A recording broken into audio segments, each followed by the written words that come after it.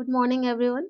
हम सॉल्व कर रहे थे आर के प्रीवियस ईयर के क्वेश्चंस को हल कर रहे थे और बिना किसी देरी के हम इसे आगे बढ़ाते हैं। देखते हैं आज की क्लास का पहला क्वेश्चन क्या है। इससे पहले मॉडर्न हिस्ट्री की 2 क्लासेस हो चुकी हैं, तो आप उन्हें देख लें और इससे जुड़ी हुई अन्य क्लासेस भी, अन्य विषय की क्लासेस भी उपलब्ध हैं, तो आप उन्हें भी देख लें। तो चलिए शुरू करते हैं बिना किसी देरी के। देखते हैं आज की क्लास का पहला प्रश्न क्या है। आज की क्लास का पहला प्रश्न क्या है। महात्मा ज्योतिबा फुले द्वारा किस संगठन की स्थापना की गई थी। ऑप्शन ए गोपाल मंडली, ऑप्शन बी श्री नारायण सभा, option C Satyashodhak Samaj, option D महाजन सभा। तो इस प्रश्न का सही उत्तर क्या होगा। ऑप्शन सी सत्यशोधक समाज की स्थापना की गई थी महात्मा ज्योतिबा फुले जी द्वारा। कब की गई थी इसकी स्थापना। 1873 ईस्वी में। 1873 ईस्वी में की गई थी। महात्मा ज्योतिबा फुले जी का जन्म कब हुआ था। वर्ष 1827 ईस्वी में हुआ था। एक माली के घर हुआ था। माली क्या करता है, फूलों की देखभाल करता है, तो उसी से जुड़ा हुआ है ये।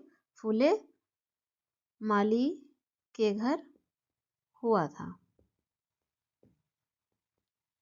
स्पष्ट है। महात्मा ज्योतिबा फुले जी ने एक पुस्तक भी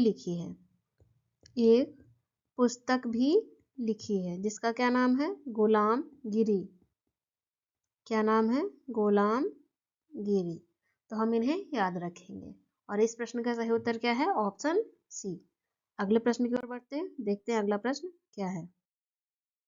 भारत में थियोसॉफिकल सोसाइटी की सफलता मुख्यतः थी। एनी बेसेंट के कारण, option B colonel HS. Olcott के कारण, option C sir William Crookes के कारण, ऑप्शन डी एम.एम. मालवीय के कारण। क्या सही उत्तर होगा। ऑप्शन ए एनी बेसेंट के कारण भारत में थियोसॉफिकल सोसाइटी की सफलता हुई, है ना। थियोसॉफिकल सोसाइटी की सफलता हुई। एनी बेसेंट के बारे में हमने पिछली क्लास में क्या जाना था, इनकी पत्रिकाओं के बारे में जाना था। क्या नाम थे उनके, न्यू इंडिया और कॉमनवेल्थ। स्वयं एनी बेसेंट 1889 में 1889 में इस सोसाइटी की क्या बनती हैं, सदस्य बनती हैं और 1893 में भारत आकर काम करना शुरू करती हैं। 1893 में भारत आती हैं और इस सोसाइटी के लिए कार्य करती है, जिससे यह सोसाइटी थियोसॉफिकल सोसाइटी को सफलता प्राप्त होती है भारत। इस प्रश्न का सही उत्तर है ऑप्शन ए। अगले प्रश्न देखते हैं। अगला प्रश्न क्या है। शारदा अधिनियम के अंतर्गत कौन सा अधिनियम है। शारदा अधिनियम, शारदा एक्ट के अंतर्गत लड़कियों एवं लड़कों के विवाह की न्यूनतम आयु क्रमशः कितनी निर्धारित की गई थी। ऑप्शन ए 12 एवं 16 वर्ष, ऑप्शन बी 14 वर्ष एवं 18 वर्ष, ऑप्शन सी 15 वर्ष एवं 21 वर्ष, ऑप्शन डी 16 वर्ष एवं 22 वर्ष। तो कितनी निर्धारित की गई थी। इस प्रश्न का सही उत्तर है ऑप्शन बी 14 वर्ष। किसकी, लड़कियों की, और लड़कों की कितनी, 18 वर्ष। ये जो शारदा अधिनियम है, शारदा एक्ट है, इसके बारे में कुछ जान ले। शारदा क्या है। शारदा एक व्यक्ति का नाम है। क्या नाम है उनका पूरा, डॉक्टर हरविलास शारदा। इन्हीं के नाम पर ये एक्ट बना है। डॉक्टर हरविलास शारदा जो अजमेर के निवासी थे। अजमेर के निवासी थे। इनके प्रयासों से शारदा एक्ट बना, जिसमें लड़कियों एवं लड़कों की विवाह की न्यूनतम आयु निर्धारित की गई थी। इस प्रश्न का सही उत्तर है ऑप्शन बी। अगले प्रश्न की ओर बढ़ते देखते हैं। अगला प्रश्न क्या है। निम्नलिखित विवरण पर विचार कीजिए। क्या विवरण दिया गया है। 1853 में 1853 में जन्मे ये पश्चिमी भारत के पारसी थे। ये इंडियन एक्सपेक्टेड नहीं, एक्सपेक्टर सही कर लीजिए, मैं बोल रही हूँ स्पेक्टेटर स्पेक्टेटर तथा वॉइस ऑफ इंडिया के संपादक थे। ये एक समाज सुधारक थे और सम्मति आयु अधिनियम 1891 के पक्ष में प्रमुख संघर्षकर्ता थे। ऑप्शंस क्या दिए गए हैं? उपर्युक्त पैराग्राफ किसके विषय में है? ऑप्शन है Dadabhai Naoroji, option B M Malabari, option C B Wadia, option D Naoroji Furdunji. तो ये पैराग्राफ जो दिया गया है आपके प्रश्न में, ये जुड़ा हुआ है ऑप्शन बी एम मालाबारी जी से। किससे जुड़ा हुआ है? बी एम मालाबारी जी से जुड़ा हुआ है। क्या नाम है इनका पूरा? बहराम जी मालाबारी। क्या नाम है? बहराम जी मालाबारी। कब जन्म हुआ? 1853 में इनका जन्म हुआ था। क्या थे ये? पारसी थे, आपके पैराग्राफ में दिया हुआ है। साथ ही ये इंडियन स्पेक्टेटर का संपादन इन्होंने किया है और वॉइस ऑफ इंडिया के संपादक थे। साथ ही ये समाज सुधारक भी थे और सम्मति आयु अधिनियम 1891 के पक्ष में इन्होंने क्या किया था? संघर्ष भी किया था। एज ऑफ कंसेंट, ये जो है सम्मति आयु अधिनियम 1891, इसे क्या बोलते हैं इंग्लिश में? Age of consent 1891। इस एक्ट का बाल गंगाधर तिलक जी ने विरोध किया था। ये प्रश्न पूछा जाता है। बाल गंगाधर तिलक जी ने विरोध किया था। याद रखेंगे हम इसे। और इस प्रश्न का सही उत्तर क्या है? Option B. अगले प्रश्न की ओर बढ़ते हैं। देखते हैं अगला प्रश्न क्या है। देखते हैं अगला प्रश्न क्या है। निम्नलिखित में से कौन सैयद अहमद खान के साथ मिलकर यूनाइटेड इंडियन पैट्रियोटिक संगठन का संस्थापक था? कौन है? ऑप्शन देखते हैं। Option A Abdul Aziz, option B Mohammad Al Hasan, option C Raja Shiv Prasad, option D Govind Das. तो इस प्रश्न का सही उत्तर क्या होगा? ऑप्शन सी राजा शिव प्रसाद सैयद अहमद खान के साथ मिलकर यूनाइटेड इंडियन पैट्रियोटिक संगठन की इन्होंने स्थापना की थी। कब की थी स्थापना? 1888 ईस्वी में। सर सैयद अहमद खान तथा राजा शिव प्रसाद कहाँ के थे?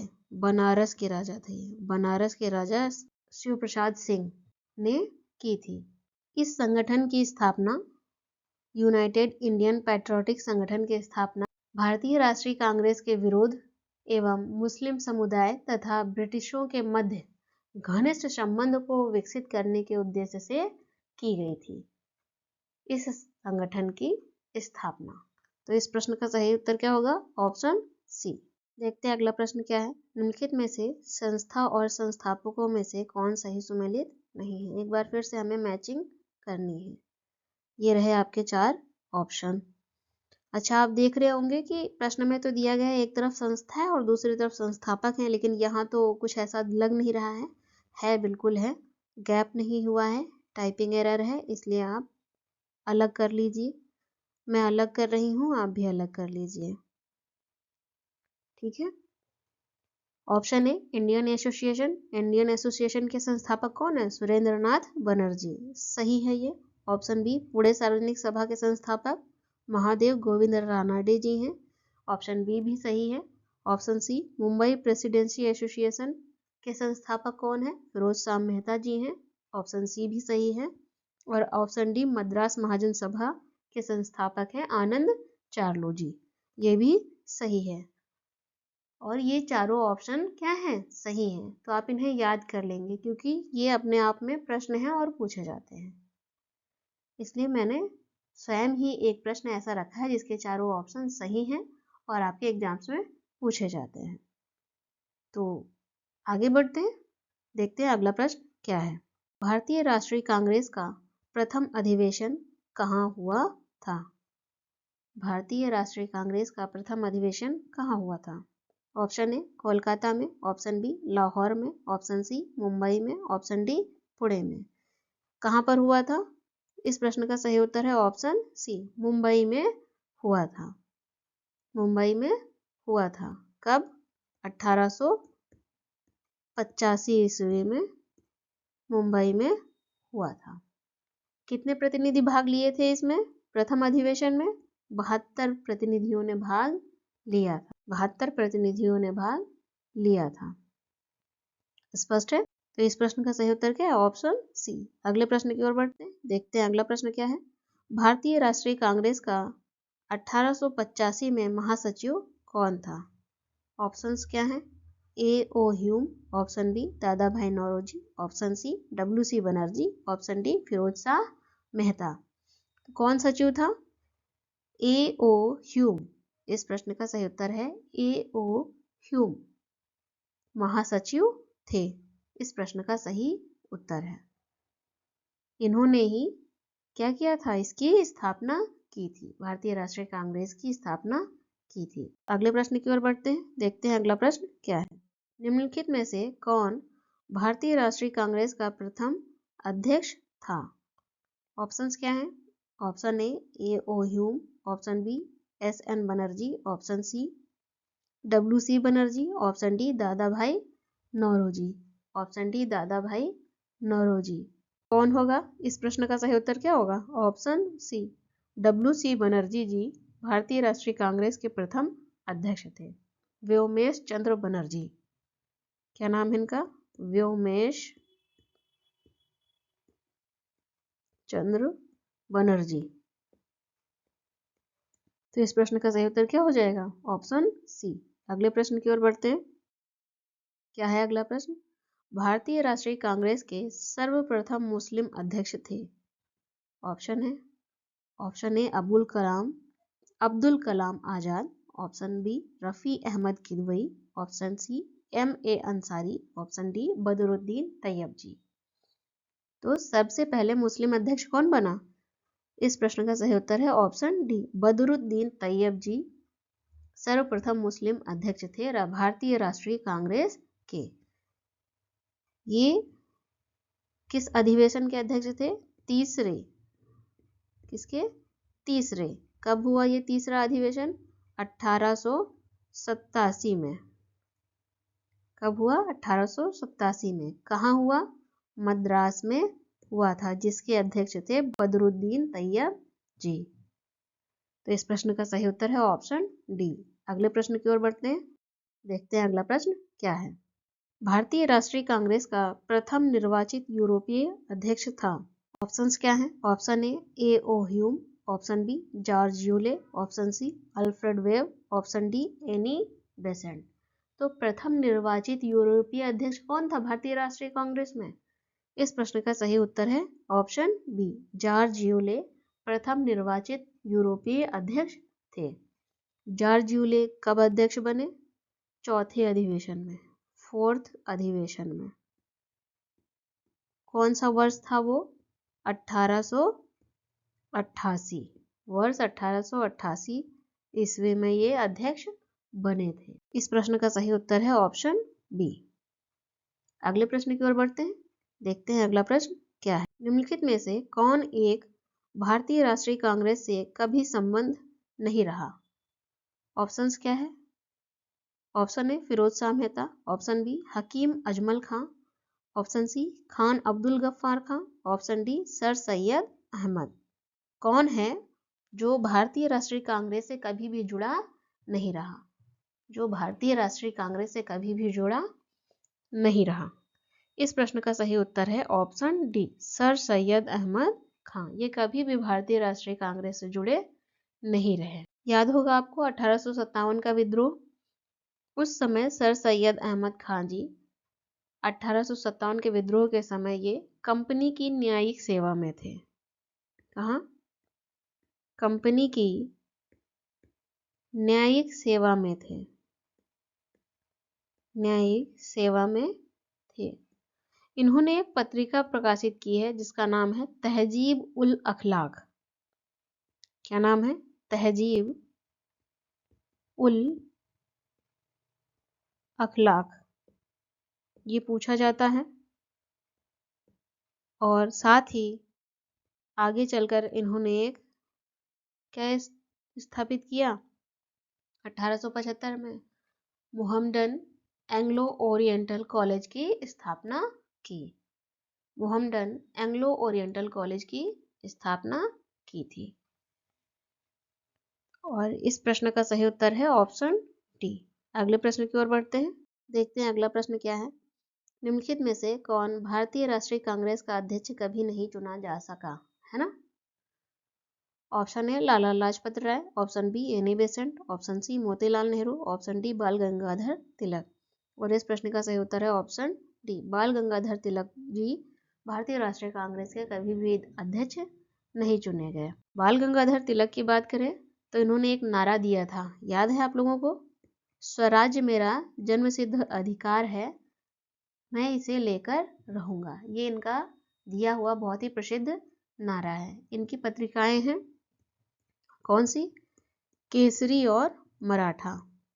केसरी और मराठा है। इनका संपादन बाल गंगाधर तिलक जी ने किया है। तो इस प्रश्न का सही उत्तर क्या हो जाएगा? Option D. अगले प्रश्न की ओर बढ़ते हैं। देखते हैं अगला प्रश्न क्या है। निम्नलिखित में से कौन भारतीय राष्ट्रीय कांग्रेस की प्रथम महिला अध्यक्ष थी? प्रथम महिला अध्यक्ष कौन थी भारतीय राष्ट्रीय कांग्रेस की? ऑप्शंस देखते हैं। Option A Shrimati Sarojini Naidu, option B Shrimati Annie Besant, option C Shrimati Sengupta, option D उपर्युक्त में से कोई नहीं। इस प्रश्न का सही उत्तर क्या होगा? Option B Shrimati Annie Besant. भारतीय राष्ट्रीय कांग्रेस की प्रथम महिला अध्यक्ष थी श्रीमती एनी बेसेंट। किस वर्ष बनी थी? वर्ष 1917 में ये बनी थी। किस अधिवेशन में? कलकत्ता अधिवेशन में बनी थी। कलकत्ता अधिवेशन में बनी थी। कौन सा अधिवेशन था ये? 32वां वार्षिक अधिवेशन था कांग्रेस का। स्पष्ट है? यहाँ पर आप देख रहे होंगे एक ऑप्शन दिया हुआ है श्रीमती सरोजिनी नायडू जी का, है ना? ये भारतीय राष्ट्रीय कांग्रेस की प्रथम भारतीय महिला अध्यक्ष थी। प्रथम भारतीय महिला अध्यक्ष थी। स्पष्ट है? इस प्रश्न का सही उत्तर होगा ऑप्शन बी। अगले प्रश्न की ओर बढ़ते हैं। देखते हैं अगला प्रश्न क्या है। निम्नलिखित में से कौन सा युग नहीं युग्म सुमेलित नहीं है, है ना? ऑप्शंस क्या है? एक ओर हमें अध्यक्ष दिए गए हैं और दूसरी ओर भारतीय राष्ट्रीय कांग्रेस की सभाओं के स्थान दिए गए हैं। ऑप्शन ए अबुल कलाम आजाद, यहाँ अब्दुल लिखा है, आप इसे सही कर लेंगे, क्या होगा? अबुल, अब्दुल नहीं है, अबुल कलाम आजाद। रामगढ़ 1940 इन्होंने अध्यक्षता की थी। ऑप्शंस देखते हैं एक एक करके। Option B Sarojini Naidu, option C Motilal Nehru, option D doctor Rajendra Prasad. क्या सही है इसमें से? हमें क्या करना है? मैचिंग करना है। ऑप्शन ए हम देख चुके हैं, अबुल कलाम आजाद ने कब अधिवेशन रामगढ़ 1940 में अध्यक्षता की थी भारतीय राष्ट्रीय कांग्रेस की। तो ऑप्शन ए सही है। बात करें ऑप्शन बी की, सरोजिनी नायडू। सरोजिनी नायडू ने कब अध्यक्षता की थी भारतीय राष्ट्रीय कांग्रेस की? यहाँ पर क्या लिखा हुआ है? कलकत्ता। आपके ऑप्शन में लिखा हुआ है कलकत्ता 1917। ये क्या है? गलत है। सरोजिनी नायडू जी ने जब भारतीय राष्ट्रीय कांग्रेस की अध्यक्षता की थी वो वर्ष था 1925। कहाँ? कानपुर में। कानपुर में सरोजिनी नायडू जी ने जब अध्यक्षता की तो वर्ष 1925 में किया था और कानपुर में किया था। आपने पिछले प्रश्न में जाना था कि एनी बेसेंट ने जब अध्यक्षता की थी कौन सा वर्ष था? वर्ष 1917 और कहाँ किया था? कलकत्ता में। तो ये एनी बेसेंट जी का समय देकर आपको कंफ्यूज किया जा रहा है। ऐसे ही प्रश्न आपको वहां पर कंफ्यूज करेंगे, तो आपको इसे याद रखना है ना? ऑप्शन सी क्या है? मोतीलाल नेहरू जी ने कब अध्यक्षता की थी? 1919 में अमृतसर अधिवेशन में। और ऑप्शन डी डॉक्टर राजेंद्र प्रसाद, इन्होंने कब की थी? 1934 में बॉम्बे में, है ना? तो इस प्रश्न का सही उत्तर है ऑप्शन बी। इस प्रश्न का सही उत्तर है ऑप्शन बी। अगले प्रश्न की ओर बढ़ते हैं। क्या है अगला प्रश्न? निम्नलिखित में से कौन सा अधिवेशन का वर्ष गलत है? वर्ष गलत है। ऑप्शन ए मेरठ अधिवेशन, ऑप्शन बी कानपुर अधिवेशन, ऑप्शन सी लखनऊ अधिवेशन, ऑप्शन डी बनारस अधिवेशन। किसके अधिवेशन है ये? कांग्रेस के, भारतीय राष्ट्रीय कांग्रेस के अधिवेशन है। उनके वर्ष गलत है, इसमें से कोई एक है। देखते हैं मेरठ अधिवेशन कब हुआ? वर्ष 1946 में हुआ, ये सही है, ऑप्शन ए सही है। ऑप्शन बी कानपुर अधिवेशन कब हुआ? वर्ष 1925 में हुआ, याद होगा आप लोगों को, पिछले प्रश्नों में ही जाना है आपने, पिछले 2-3 प्रश्नों के माध्यम से जाना है, बहुत अच्छे तरह से याद हो गया होगा। कब हुआ था? वर्ष 1925 में हुआ था। तो ये जो 24 लिखा है, इस समय कौन सा अधिवेशन हुआ था? बेलगांव अधिवेशन हुआ था। कौन सा? बेलगांव अधिवेशन हुआ था, जिसकी अध्यक्षता किसने की थी? गांधी जी ने की थी। गांधी जी ने केवल एकमात्र अधिवेशन की अध्यक्षता की है। कौन सा? 1924 का अधिवेशन। स्पष्ट है? चलिए अगला क्या है?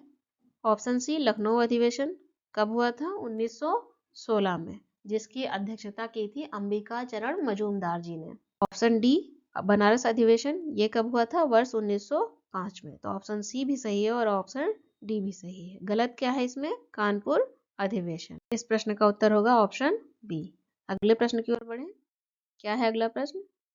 किसने भारतीय राष्ट्रीय कांग्रेस पर प्रार्थना, याचना तथा विरोध की राजनीति करने का आरोप लगाया? किसने लगाया था? ऑप्शन है लाला हरदयाल, ऑप्शन बी बाल गंगाधर तिलक, option C Subhash Chandra Bose, option D सरदार भगत सिंह। ये आरोप कांग्रेस पर लगाया था बाल गंगाधर तिलक ने। ऑप्शन बी इस प्रश्न का सही उत्तर है। बाल गंगाधर जी ने यह आरोप लगाया था। बाल गंगाधर जी का कहना था कि हमारा उद्देश्य आत्मनिर्भरता है, भिक्षावृत्ति नहीं है। इस प्रश्न का उत्तर है ऑप्शन बी। अगले प्रश्न की ओर बढ़ते देखते हैं अगला प्रश्न क्या है। निम्न में से किस एक को, यहाँ किसी नहीं किस होगा, किस एक को लाला लाजपत राय ने अपना राजनीतिक गुरु माना था? किसे चुना था? ऑप्शंस देखते हैं। ऑप्शन ए गैरीबाल्डी को, ऑप्शन बी विवेकानंद को, ऑप्शन सी दादा भाई नौरोजी को, ऑप्शन डी मैजनी को। तो लाला लाजपत राय ने अपना राजनीतिक गुरु किसे माना था? ऑप्शन डी इस प्रश्न का सही उत्तर है। मैजनी को अपना राजनीतिक गुरु माना था लाला लाजपत राय जी ने।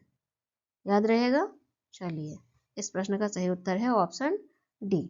महात्मा गांधी और जिन्ना, इन दोनों के गुरु कौन थे? गोखले जी थे। गोखले जी इन दोनों के गुरु थे। इस प्रश्न का सही उत्तर है ऑप्शन डी। अगले प्रश्न की ओर बढ़ते हैं। देखते हैं अगला प्रश्न क्या है। वीडी सावरकर द्वारा स्थापित गुप्त संगठन था? वीडी सावरकर द्वारा स्थापित गुप्त संगठन था। ऑप्शन ए युगांधर समिति, option B Anushilan Samiti, option C Hindustan republic association, option D Abhinav Bharat. इस प्रश्न का सही उत्तर क्या होगा? Option D Abhinav Bharat VD Savarkar द्वारा स्थापित गुप्त संगठन का नाम है। ये जो अभिनव भारत है, ये जो अभिनव भारत है, ये मूल रूप में 1899 में ही स्थापित किया गया था। किस नाम से? मित्र मेला नाम से। और इसे ही 1904 में मित्र मेला जो बनाया था, इसका नाम बदल दिया गया। 1904 में क्या कर दिया गया? अभिनव भारत। ये भी प्रश्न पूछा जाता है कि पहले किस नाम से जाना जाता था। इस प्रश्न का सही उत्तर क्या हो जाएगा? Option D. वीडी सावरकर का पूरा नाम क्या है? विनायक दामोदर सावरकर। विनायक दामोदर सावरकर। विनायक दामोदर सावरकर। अगले प्रश्न की ओर बढ़ते हैं। देखते हैं अगला प्रश्न क्या है। निम्नलिखित में से किसे भारतीय अशांति के जनक के रूप में जाना जाता है? किससे जाना जाता है? Option A O Hume, option B Dadabhai Naoroji, option C Lokmanya Tilak, option D Mahatma Gandhi. क्या सही उत्तर होगा? इस प्रश्न का सही उत्तर है ऑप्शन सी लोकमान्य तिलक को भारतीय अशांति के जनक के रूप में जाना जाता है। किसने कहा था भारतीय अशांति का जनक इन्हें? वैलेंटाइन शिरोल ने। किसने कहा था? वैलेंटाइन शिरोल ने इन्हें भारतीय अशांति का जनक कहा था। तो बाल गंगाधर तिलक जी वैलेंटाइन शिरोल पर मानहानि का मुकदमा चलाने के उद्देश्य से कहाँ गए थे? इंग्लैंड चले गए थे। हालांकि लोकमान्य तिलक जी मुकदमा हार गए थे। स्पष्ट है? इस प्रश्न का उत्तर क्या होगा? Option C. अगले प्रश्न की ओर बढ़ते हैं, देखते हैं अगला प्रश्न देखते हैं क्या है। हिंदुस्तान पब्लिक नहीं रिपब्लिक होगा, रिपब्लिक, हिंदुस्तान रिपब्लिक संगठन की स्थापना की गई थी। ऑप्शन ए इलाहाबाद में, ऑप्शन बी कानपुर में, ऑप्शन सी लखनऊ में, ऑप्शन डी नई दिल्ली में। तो हिंदुस्तान रिपब्लिक संगठन की स्थापना की गई थी। कहाँ पर की गई थी? इस प्रश्न का सही उत्तर है ऑप्शन बी, कानपुर में की गई थी। कब की गई थी? इस संगठन की स्थापना 1924 में, वर्ष 1924 में इस संगठन की स्थापना की गई थी।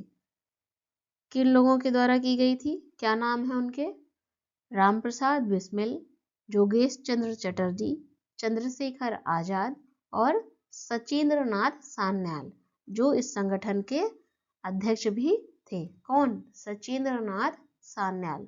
नोट कर लीजिए, ठीक है। और इस प्रश्न का सही उत्तर है ऑप्शन बी। अगले प्रश्न की ओर बढ़ते हैं, देखते हैं अगला प्रश्न क्या है। काकोरी षड्यंत्र केस में प्रधान आरोपी पंडित राम प्रसाद बिस्मिल को उत्तर प्रदेश के किस शहर में फांसी दी गई थी? उत्तर प्रदेश के किस शहर में फांसी दी गई थी? ऑप्शंस देखते हैं। ऑप्शन ए बनारस में, ऑप्शन बी गोरखपुर में, ऑप्शन सी कानपुर में, ऑप्शन डी लखनऊ में। सबसे पहले तो काकोरी षड्यंत्र केस जो है, अब हम इसे इस तरह से नहीं पुकार सकते, नहीं कह सकते। अब क्या है? Kakori train action. अब इसे किस नाम से जानते हैं? काकोरी ट्रेन एक्शन कहते हैं, षड्यंत्र केस नहीं कहते हैं, है ना। परिवर्तन हुआ है जल्दी ही। सबसे पहले तो ये स्पष्ट हो गया। अब प्रश्न कह रहा है कि पंडित राम प्रसाद बिस्मिल को उत्तर प्रदेश में किस स्थान पर, किस शहर में फांसी दी गई थी? इस प्रश्न का सही उत्तर है ऑप्शन बी। कहाँ फांसी दी गई थी? ऑप्शन बी, गोरखपुर में फांसी दी गई थी। ये जो काकोरी ट्रेन एक्शन है, ये घटना कब घटी थी? 9 अगस्त 1925 को। 9 अगस्त 1925 को ये घटना घटी थी। इसमें 4 लोगों को फांसी दी गई थी, जिसमें से एक है राम प्रसाद बिस्मिल। बाकी कौन लोग हैं? 3 बच गए ना। एक है रोशन सिंह। कौन है? रोशन सिंह। इन्हें फांसी कहाँ दी गई थी? इलाहाबाद में। कहाँ दी गई थी? इलाहाबाद में, जिसका नाम परिवर्तित होकर आज क्या है? प्रयागराज है। अशफाक उल्लाह खां, अशफाक उल्लाह खां, इन्हें भी फांसी दी गई थी। इन्हें कहाँ दी गई थी? फैजाबाद में। कहाँ दी गई थी? फैजाबाद में, जिसका आज नाम क्या है? अयोध्या। अयोध्या, है ना। और राजेंद्र लहड़ी, ये सभी कौन हैं? क्रांतिकारी हैं। राजेंद्र लहड़ी, इन्हें भी फांसी दी गई थी। कहाँ दी गई थी? गोंडा में। कहाँ? गोंडा में। ये सभी उत्तर प्रदेश में स्थित हैं और इन 4 लोगों को फांसी दी गई थी। स्पष्ट है? चलिए, इस प्रश्न का सही उत्तर है ऑप्शन बी। अगले प्रश्न की ओर बढ़ते हैं, देखते हैं अगला प्रश्न क्या है। निम्नलिखित में से काकोरी कांड से जुड़ा हुआ कौन क्रांतिकारी मुकदमे से बच निकला था? इस कांड से जुड़ा हुआ कौन सा क्रांतिकारी है जो बच निकला था? ऑप्शन देखते हैं। Option A Sachindra Nath Bakshi, option B Mukundi Lal, option C Chandrashekhar Azad, option D Manmath Nath Gupta. और इस प्रश्न का सही उत्तर है ऑप्शन सी, चंद्रशेखर आजाद, जो कभी भी पकड़े नहीं गए। चंद्रशेखर आजाद 27 फरवरी 1931 को इलाहाबाद में अल्फ्रेड पार्क में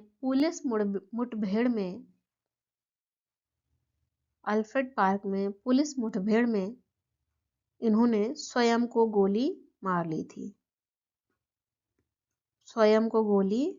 ली थी। किसने? चंद्रशेखर आजाद ने। तो इस प्रश्न का सही उत्तर क्या है? Option C. देखते हैं प्रश्न क्या है। किसने कहा था? क्या कहा है? दरो दीवार पर हसरत की नजर करते हैं, खुश रहो अहले वतन, हम तो सफर करते हैं। ये जो लाइन है, पंक्ति है, ये जो पंक्तियां हैं, इसे किसने कहा था? सही उत्तर क्या होगा? Option D. इन पंक्तियों को कहा था वाजिद अली शाह ने। अवध के आखिरी नवाब वाजिद अली शाह ने कहा था। भारतीय क्रांतिकारियों द्वारा इसका प्रयोग जेल में बंदी जब थे भारतीय क्रांतिकारी तब किया गया, और साथ ही जब उन्हें फांसी दी गई तब उन्होंने इसे गाया। इस प्रश्न का सही उत्तर है ऑप्शन डी। अगले प्रश्न की ओर बढ़ते हैं। देखते हैं अगला प्रश्न क्या है। किसने सचिंद्र सान्याल द्वारा स्थापित हिंदुस्तान रिपब्लिक, यहाँ पब्लिक है, फिर से आप रिपब्लिक लिख लें, टाइपिंग एरर है, हिंदुस्तान रिपब्लिक संगठन का नाम बदलकर हिंदुस्तान सोशलिस्ट रिपब्लिकन एसोसिएशन कर दिया था? ऑप्शंस क्या हैं? Option A Rash Behari Bose, option B Batukeshwar Dutt, option C Sardar Bhagat Singh, option D Chandrashekhar Azad. तो इस प्रश्न का सही उत्तर क्या होगा? Option D Chandrashekhar Azad. कहाँ किया गया था? दिल्ली के फिरोज शाह कोटला मैदान में। ये नाम जो परिवर्तित किया गया, ये कहाँ किया गया था? दिल्ली के फिरोज शाह कोटला मैदान में। कब किया गया था? वर्ष 1928 में। वर्ष 1928 में किया गया था। इसका मुख्य उद्देश्य क्या था? भारत में समाजवादी गणतंत्रवादी राज्य की स्थापना करना। भारत में समाजवादी राज्य की स्थापना करना। इस प्रश्न का सही उत्तर क्या है? Option D. अगले प्रश्न की ओर बढ़ते हैं। अगला प्रश्न देखते हैं। इंकलाब जिंदाबाद का नारा किसने दिया था? Option A Iqbal, option B Mahatma Gandhi, option C Bhagat Singh, और ऑप्शन डी सुभाष चंद्र बोस। आप इस पर ध्यान नहीं देंगे, नाम पर ध्यान देंगे केवल, है ना। तो इंकलाब जिंदाबाद का जो नारा है ये किससे जुड़ा हुआ है? भगत सिंह से जुड़ा हुआ है ना। लेकिन बात करें इस नारे की, इंकलाब जिंदाबाद की, तो ये नारा लिखा था किसने? हसरत मोहानी ने। यह नारा लिखा था हसरत मोहानी ने, लेकिन इसका प्रयोग जो है भगत सिंह ने नारे के रूप में किया है। तो ये नारा चर्चित किसने किया है? भगत सिंह ने। इस प्रश्न का सही उत्तर है ऑप्शन सी। अगले प्रश्न की ओर बढ़ते हैं। और अगला प्रश्न क्या है? भगत सिंह ने केंद्रीय असेंबली में बम फेंका था। ऑप्शंस देखते हैं। चंद्रशेखर आजाद के साथ, ऑप्शन बी सुखदेव के साथ, ऑप्शन सी बटुकेश्वर दत्त के साथ, ऑप्शन डी राजगुरु के साथ। भगत सिंह ने केंद्रीय असेंबली में बम फेंका था, किसके साथ, है ना। इस प्रश्न का सही उत्तर होगा ऑप्शन सी, बटुकेश्वर दत्त के साथ बम फेंका था। कहाँ? केंद्रीय असेंबली में। कब? वर्ष 1929 में। कब फेंका था? वर्ष 1929 में। अप्रैल का महीना था। अप्रैल के महीने में ये घटना घटती है बटुकेश्वर दत्त के साथ। तो इस प्रश्न का सही उत्तर क्या हो जाएगा? Option C. अगले प्रश्न की ओर बढ़ते हैं। देखते हैं अगला प्रश्न क्या है। भगत सिंह को उनके दो साथियों के साथ 23 मार्च 1931 को फांसी दी गई थी। 23 मार्च 1931 को फांसी दी गई थी। वो दो साथी कौन थे? ऑप्शंस देखते हैं। राजगुरु और सुखदेव, ऑप्शन बी सुखदेव और बटुकेश्वर दत्त, ऑप्शन सी राजगुरु और बटुकेश्वर दत्त, ऑप्शन डी चंद्रशेखर आजाद और सुखदेव। तो किसके साथ इन्हें फांसी दी गई थी? ऑप्शन ए इस प्रश्न का सही उत्तर है। भगत सिंह, राजगुरु और सुखदेव को 23 मार्च 1931 को फांसी दी गई थी। भगत सिंह, राजगुरु और सुखदेव। कौन सा केस इनके ऊपर चलाया गया था? लाहौर षड्यंत्र केस के अंतर्गत इन्हें फांसी दी गई थी। इस प्रश्न का सही उत्तर क्या होगा? Option A. अगले प्रश्न की ओर बढ़ते हैं, देखते हैं अगला प्रश्न क्या है। निम्नलिखित में से किस क्रांतिकारी की फांसी गोरखपुर जेल में हुई थी? Option A Ram Prasad Bismil, option B Rajendra Lahiri, option C Roshan Singh, option D Ashfaq Ullah Khan. पिछले प्रश्न के माध्यम से आपको जानकारी मिल चुकी है कि किस क्रांतिकारी की फांसी गोरखपुर जेल में हुई थी। सही उत्तर क्या है? ऑप्शन ए राम प्रसाद बिस्मिल जी की फांसी गोरखपुर जेल में हुई थी। और साथ ही मैंने आपको और भी लोगों के फांसी बताई थी, है ना। राजेंद्र लहड़ी जी की फांसी कहाँ दी गई थी? गोंडा में। और रोशन जी को फांसी कहाँ दी गई थी? इलाहाबाद में। अशफाक उल्लाह खां जी को फांसी कहाँ दी गई थी? फैजाबाद में। क्योंकि 4 लोगों को फांसी दी गई थी काकोरी षड्यंत्र केस में, तो वो 4 लोग यही हैं, है ना। इसे याद रखेंगे हम लोग। इस प्रश्न का सही उत्तर है ऑप्शन ए। अगले प्रश्न की ओर बढ़ते हैं, देखते हैं अगला प्रश्न क्या है। 1926 में गठित नौजवान सभा का प्रारंभिक सदस्य कौन नहीं था? प्रारंभिक सदस्य कौन नहीं था? Option A Ambika Chakravarty, option B Yashpal, option C Bhagat Singh, option D Chhabil Das. Option D Chhabil Das. इस प्रश्न का सही उत्तर है ऑप्शन ए अंबिका चक्रवर्ती प्रारंभ में नौजवान सभा की सदस्य नहीं थी। तो इस प्रश्न का सही उत्तर हो जाएगा ऑप्शन ए। अगले प्रश्न की ओर बढ़ते हैं, देखते हैं अगला प्रश्न क्या है। निम्नलिखित में से कौन एक उग्रवादी था? कौन एक उग्रवादी था? ऑप्शन है Firoz Shah Mehta, Gopal Krishna Gokhale, option C Vipin Chandra Pal, option D उपर्युक्त में से कोई नहीं। यहाँ पर मिसिंग है, उपर्युक्त में से कोई नहीं। तो उग्रवादी कौन है इसमें से? इस प्रश्न का सही उत्तर है ऑप्शन सी विपिन चंद्र पाल उग्रवादी है। क्या है? उग्रवादी। उग्रवादियों का एक गुट था जिसे त्रिगुट कहते थे। क्या कहते थे? त्रिगुट। और इस त्रिगुट में कौन शामिल था? कौन कौन शामिल था? लाल, बाल और पाल। पाल कौन होंगे? विपिन चंद्र पाल। बाल कौन है? बाल गंगाधर तिलक। और लाल लाला लाजपत राय। स्पष्ट है? इस प्रश्न का सही उत्तर है ऑप्शन सी। अगले प्रश्न की ओर, इनमें से कौन उग्र राष्ट्रवाद के उल्लेखनीय नेताओं में से नहीं था? Option A Gopal Krishna Gokhale, option B Bipin Chandra Pal, option C Lokmanya Tilak, option D Lala Lajpat Rai. Lala Lajpat Rai. क्या सही होगा इसमें? इस प्रश्न का सही उत्तर है ऑप्शन ए गोपाल कृष्ण गोखले उग्र राष्ट्रवाद नेता नहीं थे। और गोखले जी किसके गुरु थे? आपने पिछले प्रश्न में जाना था, इसी क्लास के। गांधी जी और जिन्ना के गुरु थे। स्पष्ट है? तो इस प्रश्न का सही उत्तर है ऑप्शन ए। अगले प्रश्न की ओर बढ़ते हैं, देखते हैं अगला प्रश्न क्या है। निम्नलिखित में से किस महिला क्रांतिकारी ने, यहाँ किसी लिखा हुआ है आप सही कर लेंगे, दीक्षांत समारोह में अपनी उपाधि ग्रहण करते समय अंग्रेज गवर्नर कुलाधिपति पर गोली चलाई थी? कौन सी क्रांतिकारी महिला है? Option A Shanti Ghosh, option B Suniti Chaudhary, option C Bina Das, option D Kalpana Dutt. Option D Kalpana Dutt. उस महिला का नाम है, उस महिला क्रांतिकारी का नाम है ऑप्शन सी बीना दास। ये घटना कब घटी?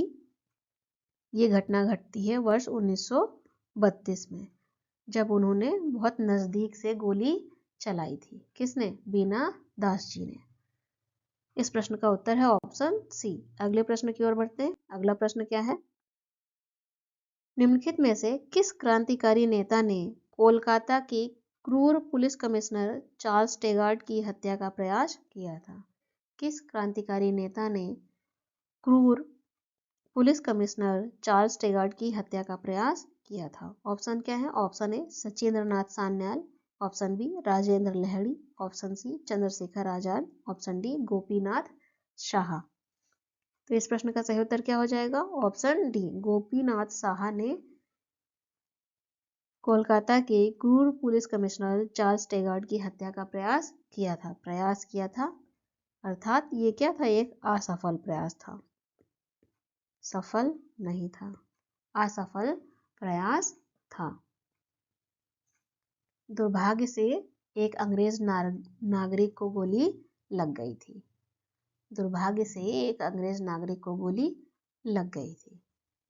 ये घटना कब हुई? ये घटना हुई वर्ष 1924 में।